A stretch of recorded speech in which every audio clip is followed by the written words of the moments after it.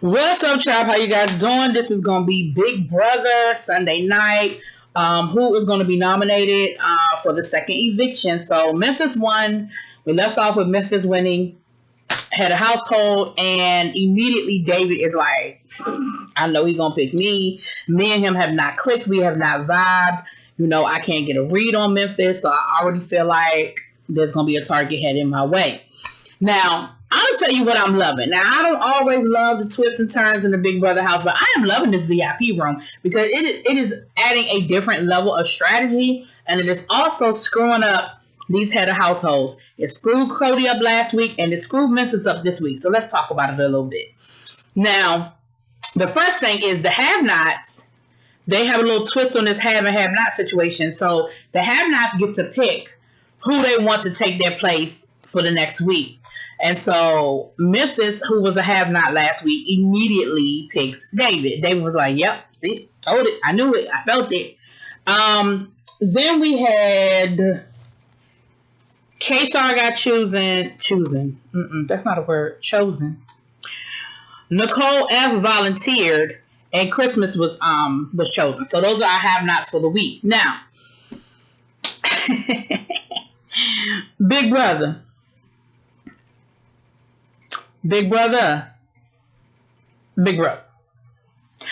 to have to sit through a Black Lives Matter scene in every episode? Like, is that what we're doing? And don't get me wrong, a part of me ain't mad at it, but a part of me feels so pandered to, if that makes any sense.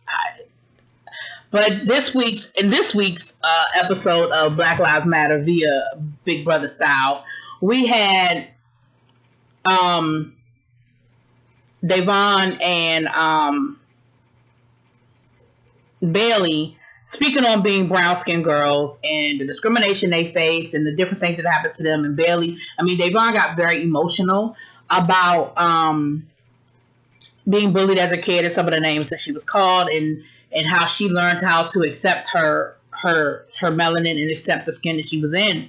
Bailey spoke on how she grew up in a predominantly white neighborhood and how I think she said there was only 4 black kids in her graduating class, and 2 of them had been adopted by white families, and how the white kids, the white guys tried to date her because she was exotic, and it was almost like what's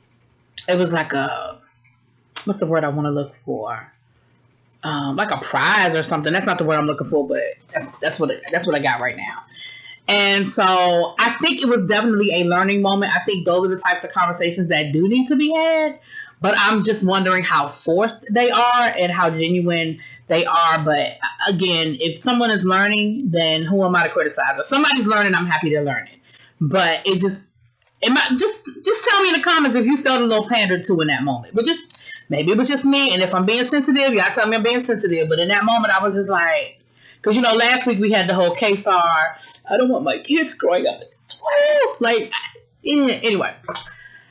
So, then we get to the gameplay. Now, Memphis, who I've decided I don't like, and not just because of some of the rumors I've heard of the things that he is or is not saying, because I told you guys, I'm probably going to get caught up on all of the tweets and stuff, like, somewhere between today and tomorrow, because I really haven't been looking at the tweets. I did go look at my Big Brother. I'm in a Big Brother group on Facebook, and they didn't really have a lot of stuff in there about Memphis. So I was like, it's not in there. But I am going to go back and look at the tweets and stuff and see what's being said, because anyway. But I don't like Memphis because I don't like the way Memphis is bullied. I feel like Memphis is being a bully. He has an alliance, and he's going to tell his alliance that they need to play in the VIP suite competition, because then it's going to look obvious that they're all working together.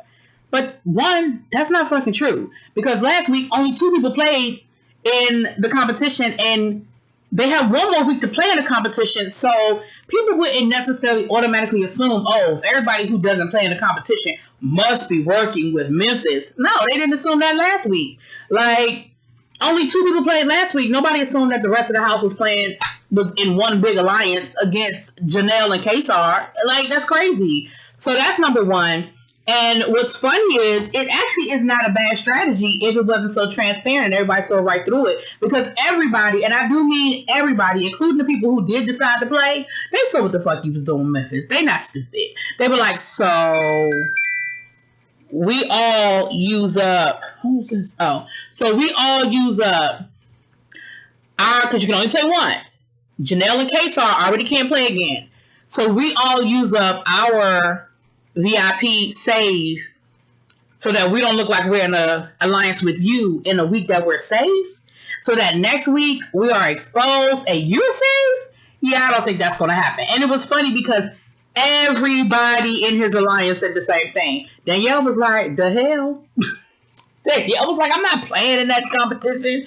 Taylor was like, yeah, no, that's not. I mean, Tyler, he was like, yeah, that's not. It's not happening. Like, they really saw right through it. But I do think there was a level of them being afraid that if they didn't do it, Memphis would be upset. So then everybody that came to Memphis, he told them the same thing. He was like, well, if I were you, I don't really have my eye on anybody, and everybody needs to play in the, everybody needs to play in the safety suite, just to take your own game into your own hands. Now, again, if I'm at a household, he ain't wrong for telling people that. He is not wrong for telling people that. But I can understand how some people kind of walked away from that going, ugh. And one of those people was Nicole A, I think. Nicole A was like, yeah, you're not going to tell me to play in a competition. Like, I'll play when I want to play, but you're not going to make me play in a competition. And she knew the pros and cons. I mean, she was like, if I don't play, then it's going to look like I think I got this all sewn up. But then if I do play, it's like you making me play. Like, so I understood where she was coming from. And she ultimately didn't decide to play. When they opened up the room, David was the first person to swipe his pass because David was like, shit, I already know how this is going. So who ended up playing was David, Christmas, Ian. Now, Ian made a little side deal with Christmas. And it wasn't a bad deal for Ian or for Christmas. It was bad for Memphis, but we'll talk about it. Ian went to Christmas and was like, listen, if you win, you pick me as your plus one, I owe you one. Like, I'm playing too, and if I win, you my plus one. And Christmas was like, you know what? Even though I'm in this alliance and I know I'm safe this week, that's really not a bad option because I don't want to. I really don't. She was like, Ian is a great competitor. Like, hell, he won. So I really don't want to like block him off from being able to help from getting that extra help. The other thing is Memphis calls. Okay, let me finish telling y'all who played. Shoot, Bailey, Davon, David, Christmas, Cody. Now Cody played just because I think Cody only played to not piss off Memphis because there was no reason for Cody to play. None.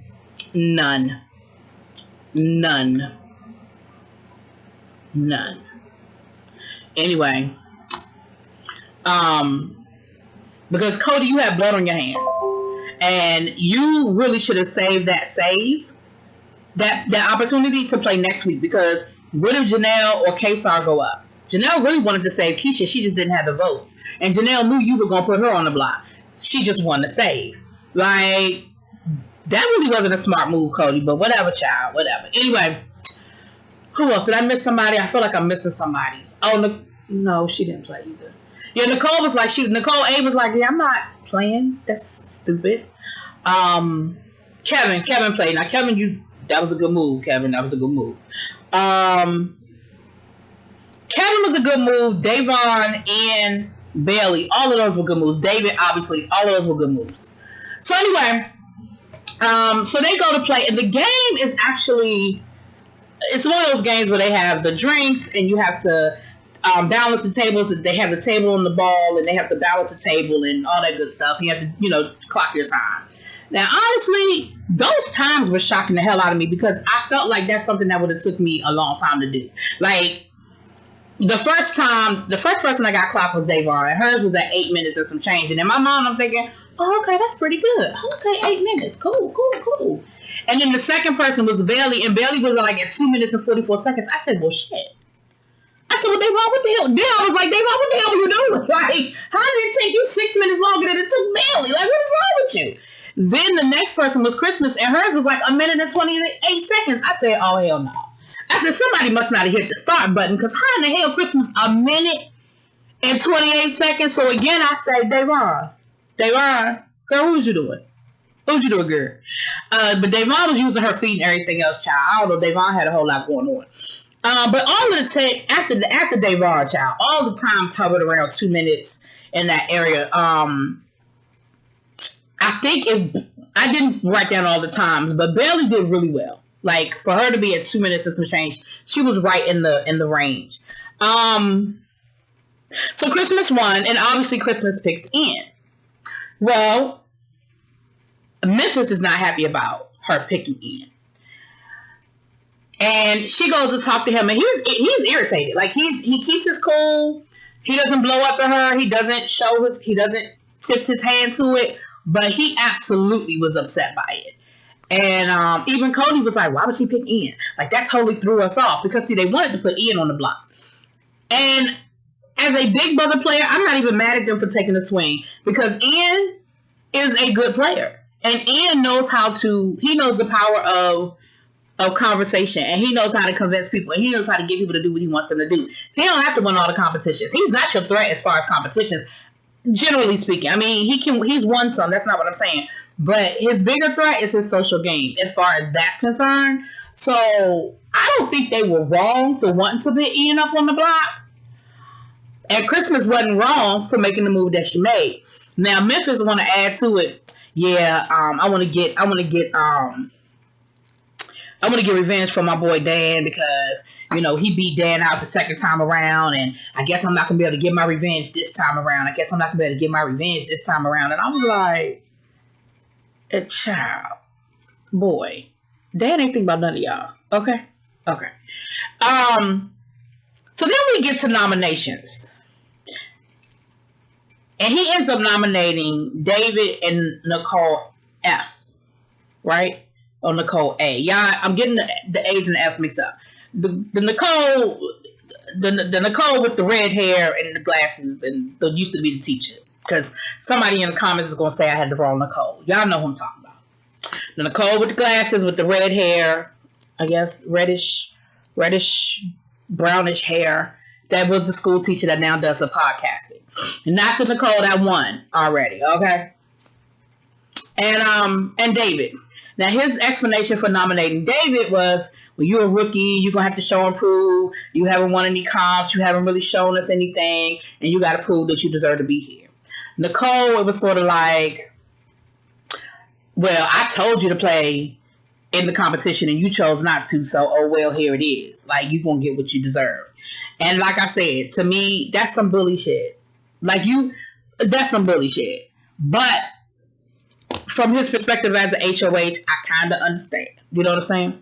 Now, let me just say this before I click off. What I heard, and that's why I have to do my research. What I heard was that his nomination speech was a lot more brutal, and that he was very disrespectful towards David. I don't know that to be true. And I'm not going to put that on him until I see or hear it for myself. But just so you know, that's what I heard. Now, my reason for not being a fan of Memphis is outside of that, because, again, I don't know nothing about that yet until I see or hear for myself. I ain't like how this whole thing went down, because I feel like he's being real bullyish. And I hope that David wins that POV. I don't think he will. But I hope he does. Anyway, let me know what y'all think. Drop it in those comments. Peace.